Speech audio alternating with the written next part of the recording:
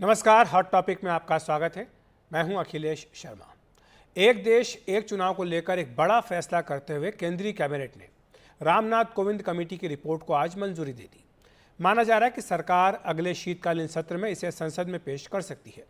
पूर्व राष्ट्रपति रामनाथ कोविंद की अध्यक्षता वाली समिति ने लोकसभा चुनाव के ऐलान से पहले मार्च में ये रिपोर्ट पेश की थी। केंद्रीय मंत्री अश्विनी वैष्णव ने कैबिनेट के फैसले की जानकारी देते हुए कहा कि एक साथ चुनाव कराने के लिए कोविंद समिति को व्यापक समर्थन मिला है। बड़ी संख्या में दलों ने एक साथ चुनाव कराने का समर्थन किया है।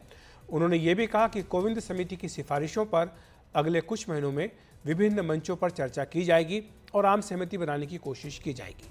वैष्णव ने बताया कि एक देश एक चुनाव 2 चरणों में लागू होगा। पहले चरण में लोकसभा और विधानसभा चुनाव एक साथ कराए जाएंगे। दूसरे चरण में पंचायतों और नगर पालिकाओं के चुनाव 100 दिनों के भीतर होंगे। अश्विनी वैष्णव ने एक देश एक चुनाव का विरोध करने वालों को याद दिलाया कि 1951 से 1967 तक देश में एक साथ ही सारे चुनाव होते थे। कैबिनेट के फैसले के बाद कांग्रेस अध्यक्ष मल्लिकार्जुन खड़गे ने इसका विरोध किया। उन्होंने कहा कि एक देश एक चुनाव व्यावहारिक नहीं है।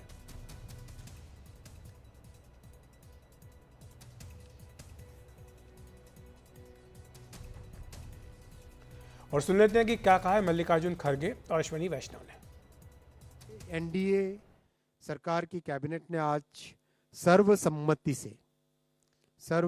से अब इन रिकमेंडेशंस को एक्सेप्ट किया और इसका इम्प्लीमेंटेशन 2 फेजेस में होगा, जैसा कि कमेटी के रिकमेंडेशंस में है।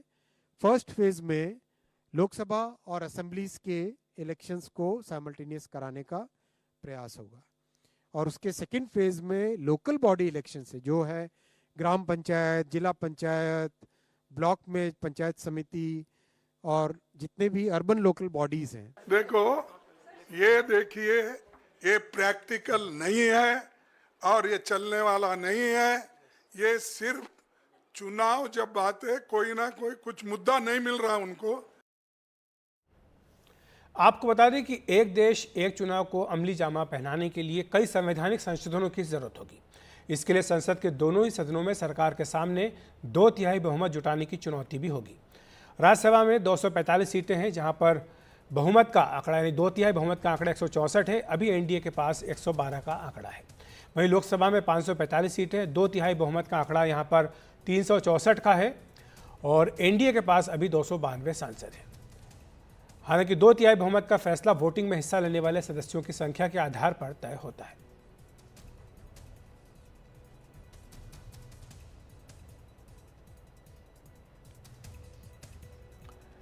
तो सवाल यही है, एक देश एक चुनाव कितना दूर कितना पास। इसी पर चर्चा के लिए हमारे साथ जुड़ रहे हैं केसी कौशिक जी, संविधान के जानकार। कौशिक जी, आपका स्वागत है एनडीटीवी इंडिया पर। आप क्या क्या व्यावहारिक दिक्कतें देखते हैं इस फैसले को लागू करने में? देखिए, सबसे पहले तो देखना पड़ेगा कि आज की जो सरकार है उसका, जैसे आपने खुद ही बताया कि 2/3 ना उनका लोकसभा में है ना राज्यसभा में। तो पहले लोकसभा राज्यसभा में इसका जो कानून में संशोधन होना उसको कैसे पास करेंगे, पहली बात तो ये आती है। दूसरी बात आती है जो 18 अमेंडमेंट दिए गए हैं, उन 18 में से कुछ अमेंडमेंट ऐसे हैं जो आपको 50% स्टेट से रेक्टिफाई कराने पड़ेंगे। वो आप कैसे कराएंगे? अब आप व्यवहारिक बात पे आइए कि ये कहा जा रहा है कि 1951 से 1967 तक एक साथ इलेक्शन हुए हैं। उसको कहते हुए ये प्ली दी जा रही है। आपको प्रैक्टिकल देखना चाहिए कि अभी लोकसभा के इलेक्शन हुए हैं, जिसमें यूपी जैसी स्टेट में आपने 7 चरण में इलेक्शन कराए हैं। जब आप एक स्टेट में इलेक्शन एक साथ नहीं करा सकते तो इलेक्शन कमीशन ऑफ इंडिया से आप कैसे एक्सपेक्ट करते हैं पूरे हिंदुस्तान में वो लोकसभा और राज्यसभा के दोनों इलेक्शन एक साथ करा लेंगे? ये अपने में अतिशयोक्ति है, पहली बात। दूसरी बात ये है कि आप ये कहते हैं कि साहब एक कंसोलिडेटेड आप जो है ना वोटर आईडी बनाएंगे, कंसोलिडेटेड वोटर लिस्ट बनाएंगे, तो आप उसको कैसे बनाएंगे? इसका प्रैक्टिकल एस्पेक्ट तो आपको देखना चाहिए। मैं बार बार एक ही बात कहता हूं कि जो ये प्रपोजल आया है, प्रपोजल देखने में तो बहुत अच्छा है, लेकिन इसको ये प्रैक्टिकल इसलिए नहीं लगता है कि आखिर आपकी जो इलेक्शन कमीशन ऑफ इंडिया की जो मशीनरी है जो स्टेटों में एक साथ इलेक्शन नहीं करा सकती है, पूरे लोकसभा का एक साथ इलेक्शन नहीं करा सकती है, जी। पूरे असेंबलीज और लोकसभा का एक साथ इलेक्शन ठीक है। कैसे कराएगी, ये कम से कम मेरी समझ के बाहर है। जी। जहां तक 2029 का सवाल है कि साहब 2029 का जो इलेक्शन है जी वो, कौशिक जी। यदि यदि ये कानून बन जाता है तो इसके मातहत कराएंगे। ठीक हमको है। ये नहीं भूलना चाहिए कि अभी 4 स्टेट के इलेक्शन ड्यू हैं, जिसमें आप जेएनके में इलेक्शन करा रहे हैं, आप हरियाणा में इलेक्शन करा रहे हैं, आप महाराष्ट्र और झारखंड में नहीं करा रहे हैं। जब आप जो इलेक्शन ड्यू हैं आप वो टाइम पे नहीं करा पा रहे हैं, तो आप पूरे हिंदुस्तान में लोकसभा के इलेक्शन और राज्यसभा के कैसे कराएंगे? पहले तो ये प्रैक्टिकल ठीक है नहीं है। कौशिक जी, मैं आपको दूसरा, रोकूंगा। हमारे साथ बताया गया कि मुकुल रोहतगी जी भी जुड़ गए हैं, वरिष्ठ वकील सुप्रीम कोर्ट के। रोहतगी जी, आपका स्वागत है एनडीटीवी इंडिया पर। आपसे ये समझना चाहेंगे, कहा जा रहा है कि इसमें कई व्यावहारिक दिक्कतें हैं, एक साथ सारे चुनाव कराने में संविधान में संशोधन कराना होगा, इसके लिए 2/3 बहुमत सरकार के पास नहीं है। इसी के साथ क्या चुनाव आयोग सक्षम है ये इतनी बड़ी एक्सरसाइज कराने के लिए? देखिए, सबसे पहली बात तो ये है कि ये बहुत अहम फैसला है। पिछले 75 साल से हर महीने, हर तिमाहा, हर 6 महीने कोई ना कोई इलेक्शन इस मुल्क में होता रहता है। इस मुल्क में देयरफॉर सारे साल ही हमेशा के लिए ये पॉलिटिकल क्रिया चलती रहती है, चाहे म्यूनिसपालिटी हो, चाहे जिला परिषद हो, चाहे स्टेट असेंबली है, चाहे सेंटर है, चाहे कॉरपोरेशंस हैं, चाहे कोऑपरेटिव सोसाइटी है। सारे साल, सारे टाइम यही मुद्दा चलता रहता है। आप मुझे ये बताइए कि इस मुल्क के पास इतना टाइम, इतना पैसा वेस्ट करने के लिए है क्या? पॉलिटिशियन का काम है पब्लिक के लिए कुछ मेहनत करे और काम करे, पब्लिक की भलाई के लिए। अगर पॉलिटिशियन 24 घंटे सारे 5 साल जो करे हैं उसके इलेक्शन के, उसकी टर्म के, सारे अगर इसी में व्यतीत हो जाएंगे तो इस मुल्क की बेहतरी कैसे होगी? इसलिए सोच बहुत अहम है और ये लागू करने की पूरी कोशिश करनी चाहिए। 75 साल का एक्सपीरियंस दिखाता है कि जो चल रहा है वो ठीक नहीं है। अब देखिए, मैंने कौशिक जी को भी सुना, भाई ये बात तो क्लियर है कि भाई रास्ते में कई रुकावटें आएंगी, पर जब तक रास्ता कठिन है इसका मतलब थोड़ी है कि रास्ता हम पार नहीं कर सकते। भाई कुछ ना कुछ रुकावटें आएंगी, चाहे संविधान के संशोधन की, चाहे स्टेट्स की रेटिफिकेशन की, चाहे ऐसे भी सिचुएशंस आएंगे कि हंग असेंबली है या कोई मर गया, किसी ने रिजाइन कर दिया, कोई डिफेक्शन हुई, ये सब चीजें आएंगी। लेकिन देखिए, अगर 2029 से अगर हम ये चालू करेंगे तो धीरे धीरे 2-4 साल में, समझो 34 तक, अगर हम ये मेन मुद्दा सॉल्व कर ले, आप समझो अगर हाथी निकल जाए और थोड़ी सी पूंछ रह जाए तो बहुत बड़ी अचीवमेंट मानी जाएगी इस कंट्री की कि यही एक मुल्क है जो सारे विश्व में सारे टाइम ही इलेक्शन बोर्ड में चला जा रहा है। ये क्या बात हुई हमेशा हर चीज को ना ना ना करने की? ये नहीं हो सकता, वो नहीं हो सकता, ये नहीं हो सकता। आपने सोचा था कि आर्टिकल 370 हट जाएगा? आपने सोचा था कि आर्टिकल 377 हट जाएगा? भाई सरकार की सोच थी। आपने सोचा था कि मुस्लिम लॉ में 4 शादियां करना या डाइवोर्स की प्रक्रिया करना उसमें सुझाव आएगा? सब चीजों में सुझाव आया है। इसलिए फैसला अहम है। आगे चले, रोड़े आएंगे, उन्हें डील करें, रादर देन के घर पे बैठे नहीं ये नहीं हो सकता जी, वो नहीं हो सकता जी, ये नहीं हो सकता।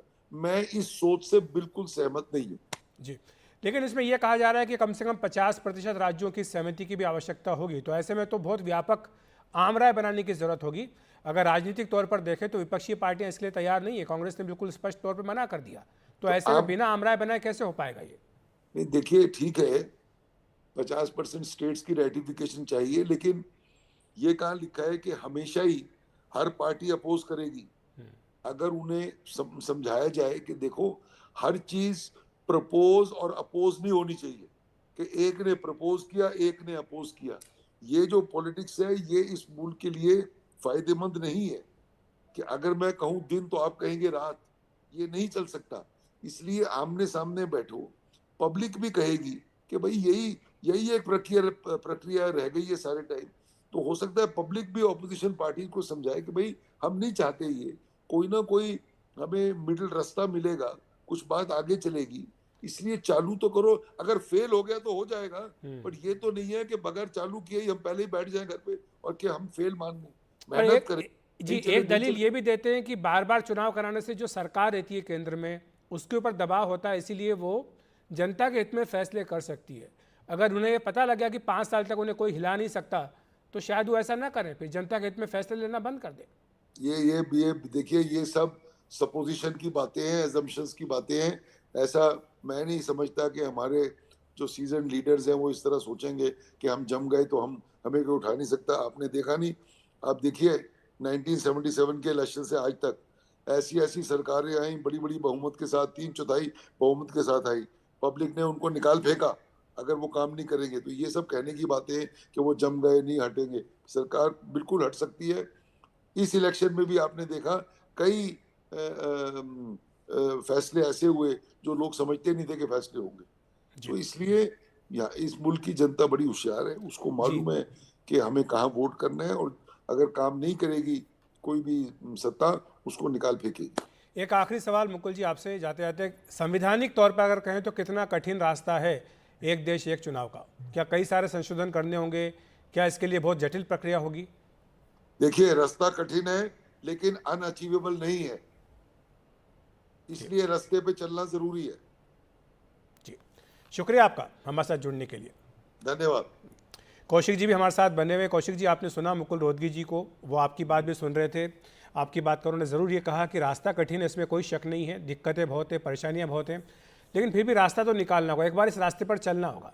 लेकिन जो सवाल मैंने उनसे पूछा वही आपसे पूछना चाहता हूँ, कितना आसान और कितना कठिन है आपके हिसाब से ये? क्योंकि कहना तो आसान है कि एक साथ सारे चुनाव हो जाने चाहिए, शुरुआत में तो ऐसा होता भी आया, लेकिन जब ये सिलसिला टूटा तो उसके बाद वापस पटरी पर नहीं आ पाया है। तो दोबारा इसको पटरी पर लाना और सबको इसके लिए तैयार करना, क्योंकि ये भी दलील है कि ये संघीय ढांचे के भी खिलाफ है, संघीय ढांचे पर इससे हमला होगा। देखिए, जहां तक मैंने रोहतगी साहब को मैंने भी सुना है, ये इतना आसान नहीं है जितना हम सोच रहे हैं।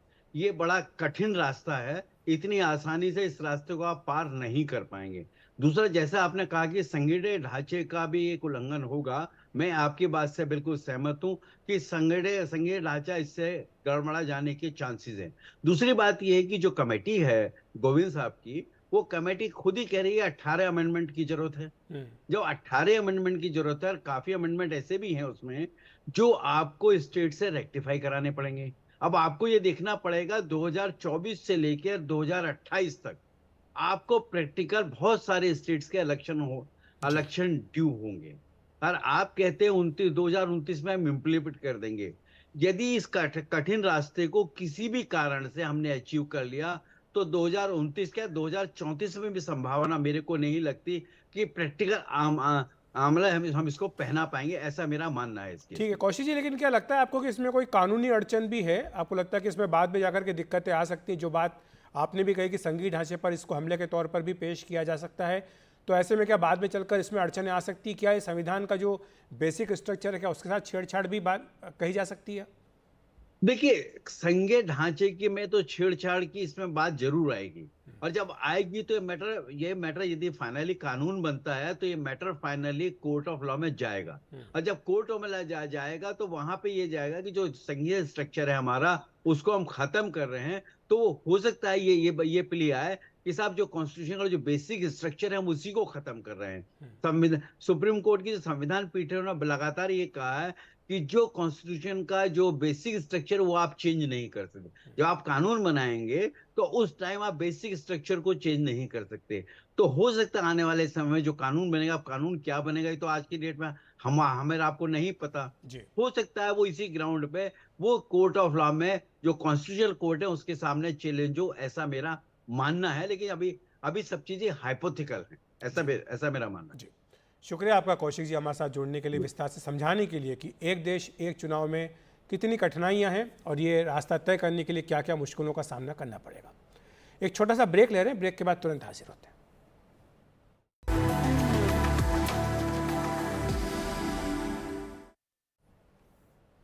एक देश एक चुनाव के प्रस्ताव को कैबिनेट की मंजूरी मिल गई है। इसके बाद सभी दलों के नेताओं की प्रतिक्रियाएं भी सामने आई हैं। आइए सुनते हैं कौन समर्थन में है और कौन विरोध में है। मैं आज मन से बहुत प्रसन्न हूं, गदगद हूं। राष्ट्र हित में एक बहुत बड़ा फैसला